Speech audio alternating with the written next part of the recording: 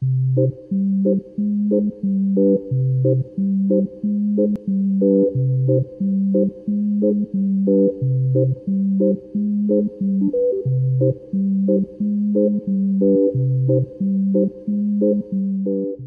Ferrillier, bonjour. Bonjour.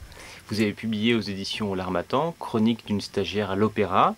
Alors c'est votre premier roman. Pourquoi avoir soulevé ce sujet-là? Alors, je l'ai positionné dans le monde de l'opéra parce que déjà, pour moi, l'opéra, c'est une ébullition de vie. Et donc, je me suis dit qu'il y avait matière à travailler là-dessus. J'ai soulevé le thème du stagiaire. Donc, quand on est stagiaire, il y a une évolution, forcément, une espèce de quête. Il faut arriver à soi-même à faire sa place, à affronter ses doutes. Et il y a cette quête intérieure. Et je me suis dit, tiens, à l'opéra, c'est pas mal aussi, parce que bon, j'y ai travaillé quelques années. Et je me suis dit, bon, le monde de l'opéra, dans les livrets de l'opéra, il y a souvent cette quête intérieure, ce voyage intérieur. Et je me suis dit, ça colle bien, en fait, à ce symbole de l'évolution. Voilà. Et donc, j'ai voulu le mettre aussi dans cet univers-là, parce que c'est un monde assez particulier. Et donc, mon héroïne, Estelle, évolue dans ce milieu-là et elle doit se dépasser elle-même. Et je me suis inspirée d'un proverbe indien qui dit que grandir, c'est se dépasser soi-même en s'appuyant sur soi-même sans imiter. Et donc, c'est le propre de chacun, mais surtout du stagiaire, en fait. Alors pourquoi avoir choisi la structure de la chronique pour ce premier roman? Alors, j'ai choisi cette structure-là parce que pour moi, ça me permettait d'être en osmose à l'instant T.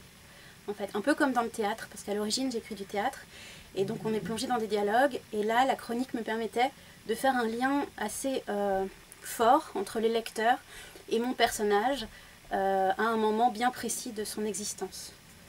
Ouais. Alors vous venez de le mentionner, vous écrivez des pièces de théâtre depuis de nombreuses années. Oui. Et alors pourquoi tout d'un coup avoir écrit un roman?